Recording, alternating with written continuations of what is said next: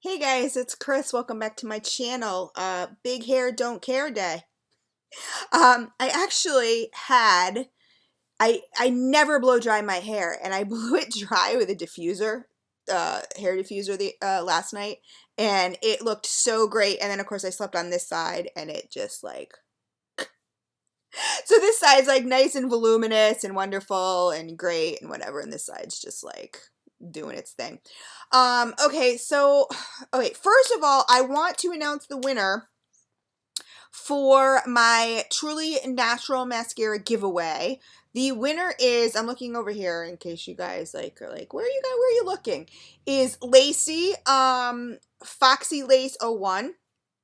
And congrats, Lacey. For those of you who, I will be emailing her soon to get her information so I can send that out to her. And for those of you who, I'm not normally announcing these on YouTube. So I announce them on my Facebook page, my YouTube Facebook page, and my Twitter. Just so you guys know. I contact all the winners. So, but if you guys have not won, please stay tuned. I have a whole bunch more coming, but congrats, Lacey. Yay! So you will be winning a tube of that wonderful mascara. Look at the unicorn I have growing right here in the middle of my forehead. I just thought I'd point that out. Let's just point out all Chris's flaws today. I'm feeling very flawed today, guys. So this video is going to be a little different. I don't normally do these sort of videos. I'm just having a bad day. I'm having a bad day. And what helps me when I'm having a bad day is getting on with you guys and talking. And this is basically a bunch of different things. I'm having a high anxiety kind of day. Like, I'm dizzy, my ears are ringing, it's pretty bad. I got some bad news a couple days ago, and it was something that I knew was coming. It has to do with a family member, and the way my anxiety works, so this is basically going to be an anxiety / other issue video. But basically, I don't know if you guys are the same, but if you are, post down below. My anxiety kind of manifests itself in a weird way. And the reason I say weird is that I might get some bad news, or something bad might happen, or not even bad, like maybe just a change or just something like that. And, I just sort of let it go. Like, I don't even really think about it, twice. I don't usually get like upset in the moment, but then a couple days later, I wake up in panic. And that's where I am right now. So if I'm like talking really fast, breathing heavy, that's why, because I'm just not feeling good right now. So a couple days later, that's what'll happen to me is I'll wake up and I'll be like, what the heck is wrong with me? Like, what is going on? And usually if I think back a couple days, I'll go, oh yeah, okay. And it'll click with me that, oh, that's the day that such and such happened, or that's the day that, you got into a fight with such and such, or that's the day that whatever, you got this sort of news, or whatever the deal is. So I kind of want to talk about anxiety and your significant others. Do they understand it? Do they really support you? I feel that Marin, my significant other, absolutely supports me. He knew I had a disability when he met me. And in fact, he mentioned to me the other day, he's like, yeah, but remember when I met you, where were you at? And you're so much better now. Do I feel I'm so much better now? Not necessarily, especially not today. That depends on the day. You know, I think it's really hard for significant others because if you don't have anxiety and panic issues yourself, there's really no way you're going to understand. You can sympathize, you can empathize. But what I wanted to say to significant others, in fact, I'm going to look it up. This is going to make the video a little long, but my daughter put something on my Facebook and it was really, really appropriate.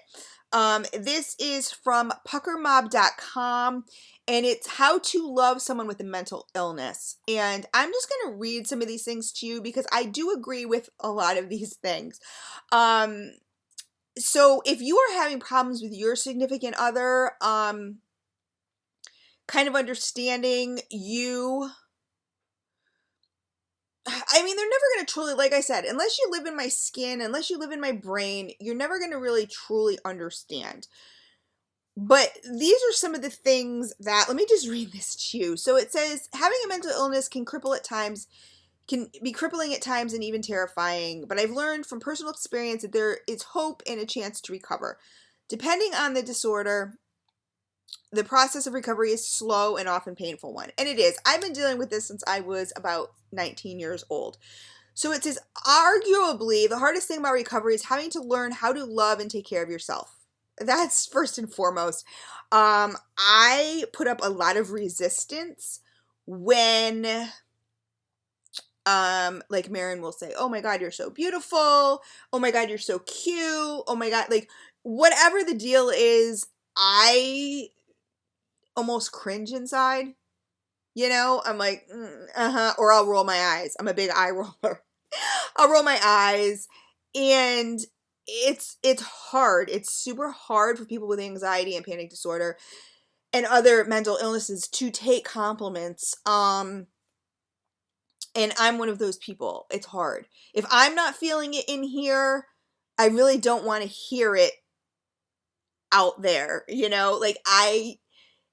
And it's not, your significant other's not doing anything wrong because they honestly feel that way. But when you don't feel it, it's really hard to hear. It's painful. It's actually painful for me anyway to hear. I don't know if any of you guys are like that, if you deal with anxiety and panic or other mental illnesses, but it's really painful. There was a time in my life where I was so bad that I literally cannot be touched. Like, you could not give me a hug. And I'm a big hugger. Like, I'm a huge hugger now. Like, when I meet somebody, I'm not going to shake your hand. I'm going to hug you. But literally, like, my family members would hug me, and I'm like, or I'd put my hands like this and just not reciprocate whatsoever. And it would physically feel like someone had a burning rope around me. You know what I'm saying? And that, like, my skin was being scalded.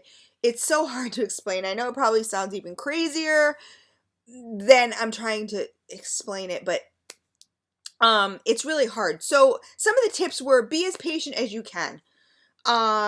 These are for your significant others. So be as patient as you can. It's easy to sometimes lose patience with them, meaning us, us anxiety, mental illness people, because you want them to get better. I mean, when people lose patience with you, it's always for a good reason. It comes from a good place. That's what I mean. Not for a good reason. It comes from a good place. But because we're so down on ourselves, we don't see that. So we're automatically going to jump to, a really negative place. But it says because you want them to get better, but it seems like they're getting much worse. It's important to have some patience because most likely they're just as impatient with themselves. Exactly. That was the point that I was trying to get to. I was trying to explain to Marin the other day that he tries to help and he tries to do what he thinks is the best thing for me and push me. You know what I mean? And I can't be pushed. Things that I need to come to these things on my own, whether it's, Chris, you need to get up, you need to get out of the house, you need to go for a walk, you need to do whatever. Like, there's days where I'll be on the couch all day, sleeping, whatever, don't bother me. And then there's other days where I can push through and go out, and then there's days where I want to push through and go, like, I want to go out, and get in the car and just go. I mean, I don't drive far because, you know, I have my safety zone. But there are times where I will go, you know, out because I'm just excited about something, or I want to, you know, go shopping or whatever the deal is. Those are few and far between, but it's true. It's like significant others, family members, loved ones need to understand that um you have to have patience because we're not dumb people. We're not dumb. We know what we need to do for the most part. We know what is good for us. We know what is not good for us. We know what our triggers are. We know what we should be doing. It's the actual thing of doing it. I explained to him the other day, I said, you know what, babes? I feel sometimes like you don't get it. And I mean, I was crying. I'm going to admit, I was crying. I said, you don't get it. Like, when you push me, it's almost like if I had no legs, that would be like you telling me to walk. Chris, get up and walk. You know what I mean? Like, it just doesn't work that way. It's not the way this works. It's not the way any of this works. Um, it just doesn't work that way. So that was number one. Number two is be honest about your frustrations, meaning, you know, your significant other, your loved one. It says, on the other hand, it's okay to sometimes admit that you're confused and not sure how to help. Don't be afraid to open up yourself to them because they will let you know the subtle ways, subtle ways, that's a key word, you can help, like holding them or wiping away the tears from their face. And you know what? Like, I even have a problem with that, with the holding and wiping my tears away. I have a problem with that. I have a problem when I'm feeling this way to look people in the eye, to make eye contact. It's really hard for me. I feel ugly inside. I feel worthless inside. I feel alone, and I just don't. The eye contact thing is really hard for me because a lot of times they'll say, look at me, look at me, look at me. And I'm like, you know, anywhere else I can look. It's super duper hard. Or I'll look at them for a second in the eyes and I'll look away. Super duper hard. Again, it comes with that whole touching. It's an intimacy thing. And when you're just not feeling good about yourself, it's really super hard. But what I liked about that, about number two, was that we can let you know. When I say we, I'm talking about the anxiety, mental ill people, can let you know the subtle ways you can help. And that when I say you, I'm saying, you know, your significant others, your loved ones, your family members, whatever. Subtle is the thing. You really cannot soldier a person into doing something, you know, a mentally ill, anxiety-ridden, panic disorder person, whatever you have, you cannot force them into doing something. All it's going to do is cause resentment. It's going to cause more anxiety. It's going to cause anger, and they're just going to pull away. So I thought that was really good. Give them more hugs than you feel they need. I have an issue with this because of what I stated before. Do I think it's a good idea? Absolutely. Will it work on everybody? No. It says a hug truly takes away some of the pains and aches. So hug them whenever you can, even though they look like they don't need or want it, because those are usually the times they do. I'm up in the air about this. You guys post down below and let me know, you know, if you guys suffer like I suffer, how do you feel about that? I mean, you know, of course everyone needs a hug every once in a while.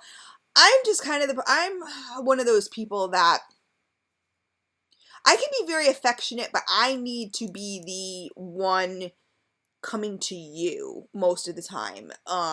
You know, if you're coming to me and just randomly like hugging me or doing this or doing that or whatever, it's and I don't mean just on an everyday basis. I'm just saying, like, when I'm feeling bad, it's like I feel smothered. I can't deal with that. So I don't know, number three, if I'm like down with that one as much, but I see where it makes sense.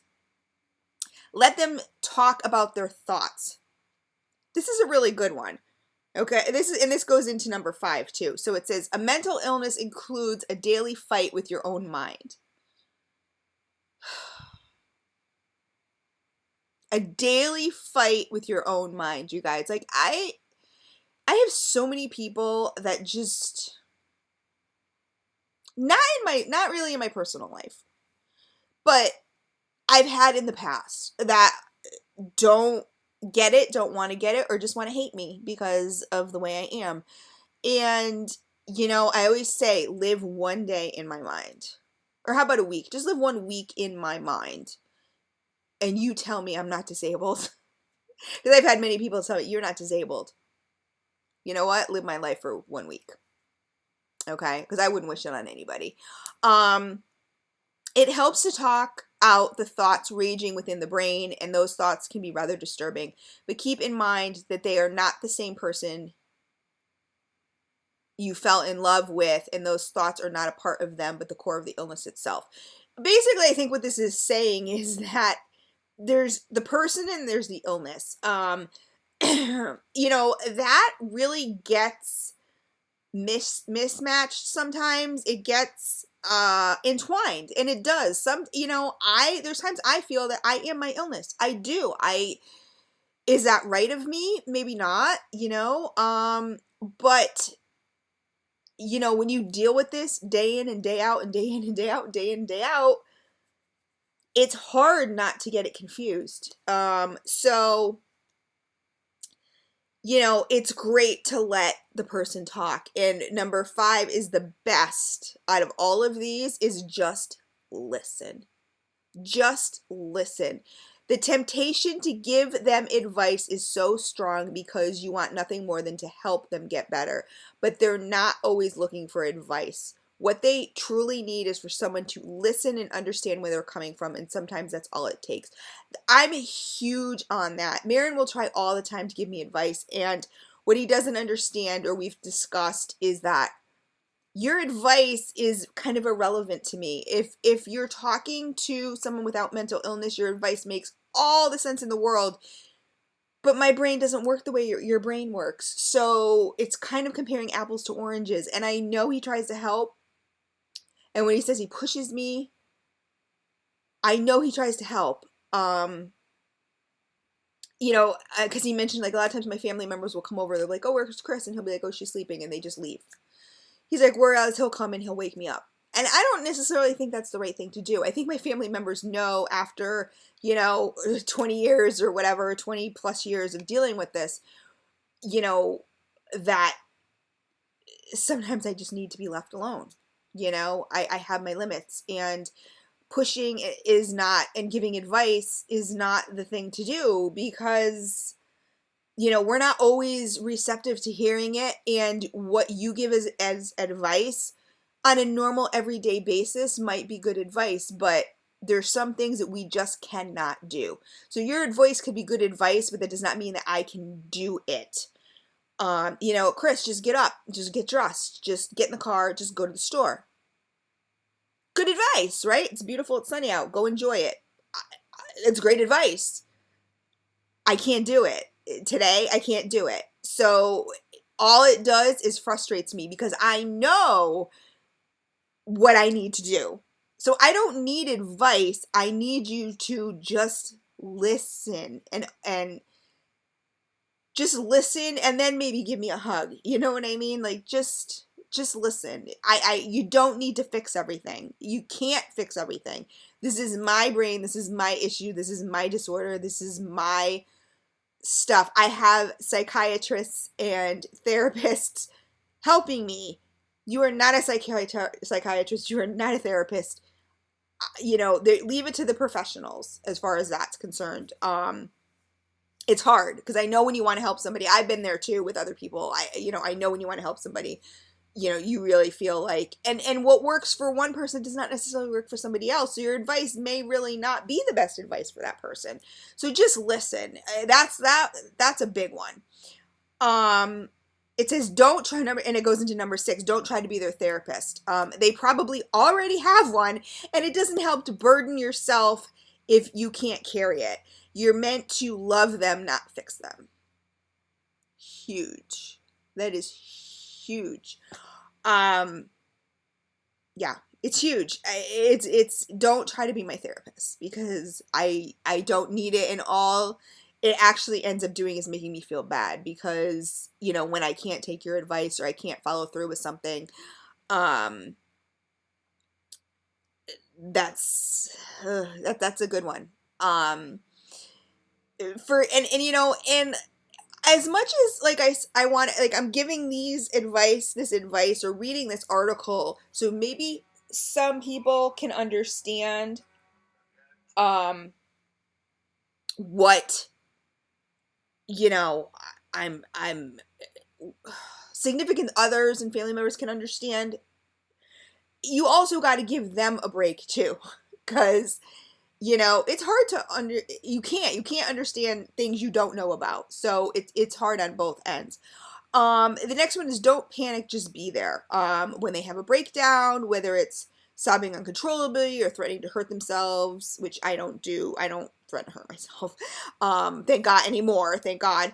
Do your best not to panic. Try to comfort them in a moment of pain. Take them to a quiet place where they can calm down and know that you're here with them. And you know, sometimes that's all a person needs is just to, a lot of the times I will, like if I'm having an anxiety attack, I'll need to just touch Marin. I don't want him to touch me, but I just need to touch him, whether it's just hold on to his arm, hold his hand, hold a finger. It doesn't matter. That's all I need. Don't let them blame themselves. You know, this is hard. It says they will blame themselves for the way they are, especially if they know it's affecting you. Huge. We had an argument the other day. Not an argument. It wasn't really an argument. It was a disagreement. It was something that was frustrating him as to, you know, Chris, why do you like ask me to watch a movie and then you fall asleep? A lot of times it's my headspace. I ask you to watch a movie because I want to watch a movie, but I'm so emotionally overwhelmed at that moment that sometimes my body just shuts down. I literally don't even remember when I fell asleep. Like I'll literally be sitting like this and fall asleep sitting up. Like I don't. So yeah, I do blame myself. Because I know it affects him and it's horrible. That blame can fuel their self-hatred. Try to encourage them to understand that it's not their fault and they will get through it. That's a hard one because, you know, us people with mental illness, we're going to blame ourselves regardless. You really can't make people do certain things. It's good to have the reassurance. It's good for someone to say, you know what I mean? Not necessarily it's not your fault. Because if someone said to me, it's not my fault, I'm going to get pissed because I'm going to be like, yeah, it is my fault. You know what I mean? When you're in that headspace, I'm going to get mad because I'm going to be like, it is my fault. You know what I mean? I'm fucked up and it's my fault. You know what I mean? So, but that I will get through it, that I like. I like that wording. So that again is, you know, but like I said, we know it. We already know it. We don't need, people telling us certain things because we already know it. We already blame ourselves every day. So find celebration in the small things. This is huge, you guys. This is huge. And it's really hard for people that don't have mental illness to understand this because to them it's common sense, right? It's common sense. It's you know, you get up and you take a shower. That's common sense, right? You get up and you brush your teeth. It's common sense, right? Like when I'm in a good headspace, of course that's common sense to me. When I'm not, I don't give a shit if I brush my teeth. I don't give a shit if I take a shower. I don't care if I wash my face. I don't care. It just doesn't, if I've been in the same clothes for 5 freaking days, I don't give a shit. It doesn't matter. So to the outside people looking in, of course it seems like common sense. But to people, you know, it's like, oh, well, how do you put your pants on? One leg at a time. Seems like common sense, but when you're in a mental illness headspace, it's not easy. The little things are super hard. So it says if they tell you they went to the grocery store without having a panic attack, or they cleaned up their room, or even ate a meal. And this, it might sound silly to you guys. Some of you guys might be sitting here laughing. It's not funny because it's the truth. It says congratulate them. It honestly, like I say all the time, like even if I make a list and I do one thing off that list, like if I could get some acknowledgement, you know what I mean? Or a pat on the back, that'd be great. I mean, it sounds so, even in my own head, it sounds so juvenile, but it's those little things that they do make a difference.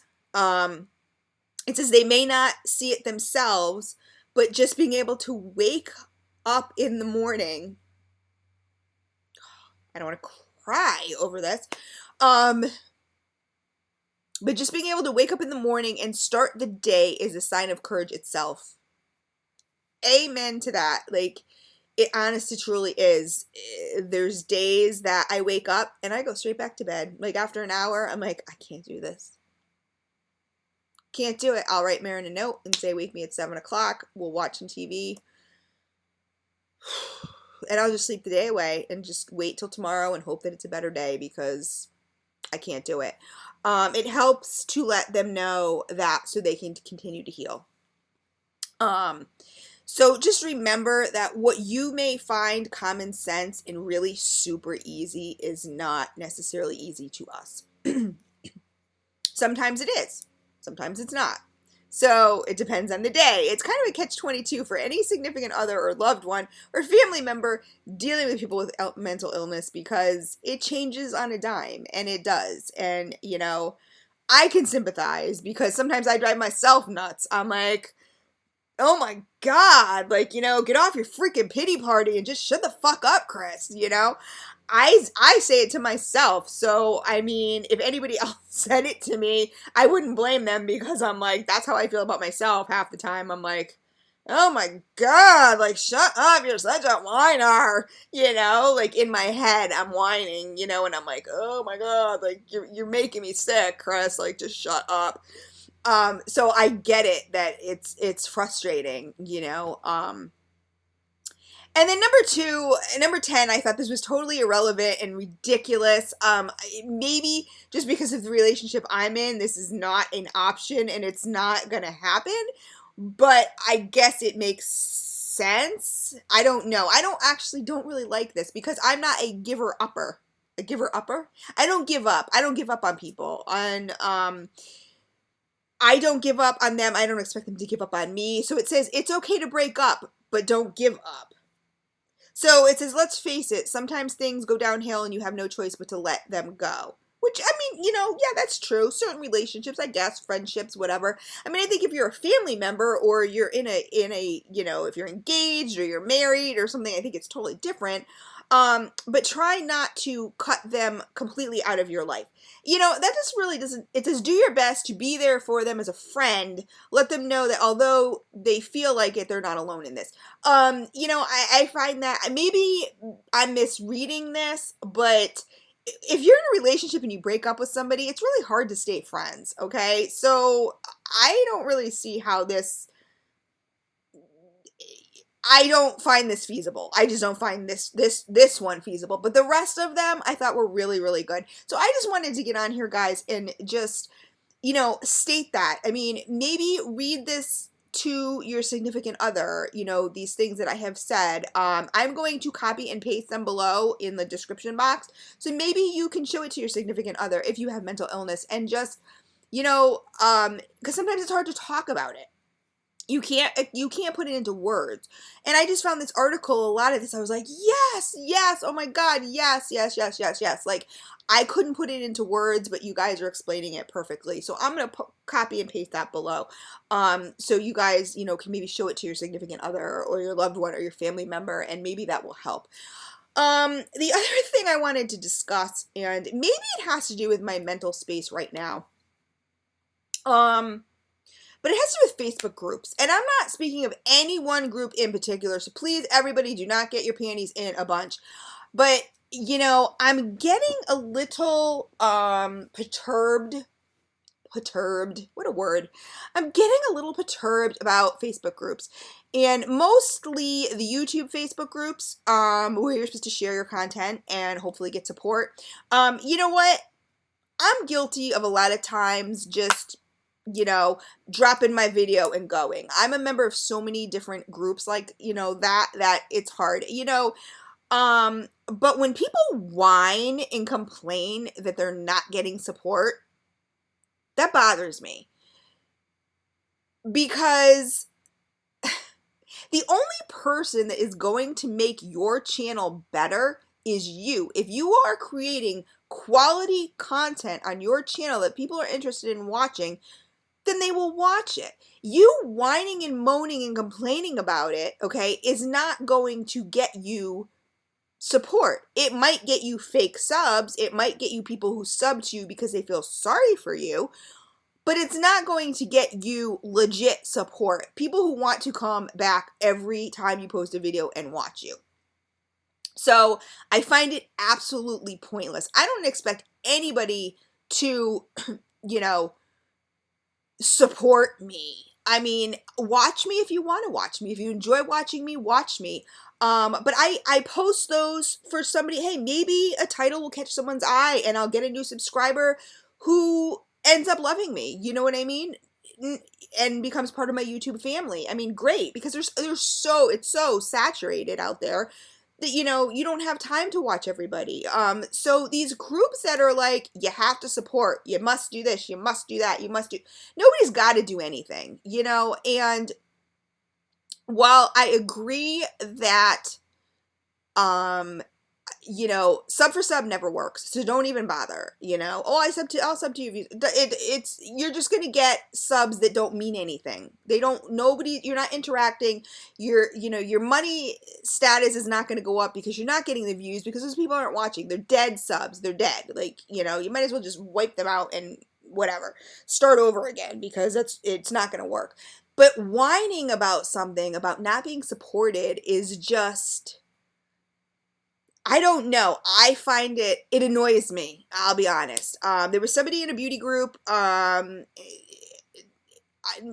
one that I'm normally in on a regular basis. So, it's, you know, if you guys are watching and you know some of the groups I'm normally in, it's not those groups.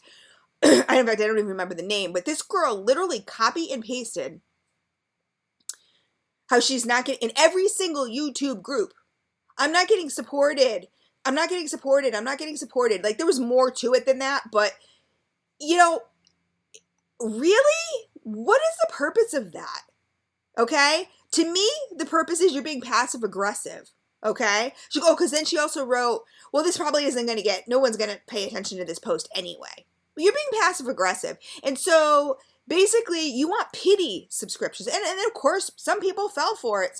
I called her out, you know, and she's like, well, you're missing the point. I'm like, no, doll, you're missing the point. Being passive aggressive and being like, nobody supports me. You know, yeah, you might have the person who, of course, you know, wants to make everybody happy and say, oh, I'll subscribe to you. Does that mean they're going to watch your videos? No, it doesn't. If you've been on the same Facebook group for ages, you've posted your videos, they know you're there, and the people have not subscribed to you, they're not interested in subscribing to you. Does that mean they're horrible people? No. You just might not have content that they're interested in. So move on. You know, like I said, I do a lot of drop posts just because, you know, I'm not begging people to watch and subscribe to me. If they happen to come across my video and click on it and like what they see and subscribe, awesome. That's great. But if they don't, you whining and complaining about it is not going to get you more subscribers. I don't know. It's just something that bothers me. And, you know, I guess whining and complaining in Facebook groups in general, it just bothers me. You know, I think there's a time and a place for everything. And I think some things should remain private. You can have an issue with somebody, or you can have an issue with a situation, but just, you know, deal with it privately. Deal with that person. What I cannot stand is groups that have admins, and someone has a problem with somebody else, they go to an admin. Why? Like, why drag an admin into it? You got something to say it. Say it to that person. You don't have to call them out on the board, but say it to them privately and say, hey, listen, you know, what you said offended me, or I thought what you said was out of line, or whatever the deal is. You can always hit that message button and send them a private message. You know, I'm not saying be a bitch on the board, but, you know, and people don't do that. No, let's go whine to the teacher instead. I mean, that just drives me nuts. That's one thing. I mean, I've admined for a lot of groups, and I don't miss that. I don't miss it. Like, you know, I don't want to hear your stuff, like your kindergarten stuff. Like, it has nothing to do with me. I'm here for questions about the group, like questions about what you should post, when you should post it, rules, that kind of stuff. I'm not your mediator. I'm not your therapist. I'm not your whatever. Like, just, deal with that person yourself. I don't know. Like I said, maybe this is all coming out really odd and weird, but just some pet peeves that I have. So anyway, guys, thanks for listening to me. If you guys have anything to comment down below, please feel free. I always, you guys know by now I read your comments. And congratulations to Lacey for winning the giveaway. I will get to you, Lacey. I will be shooting you an email. And more giveaways coming up next week. I'm doing these weekly, and so I have another one coming up next week, and I will talk to you guys soon. I love you guys.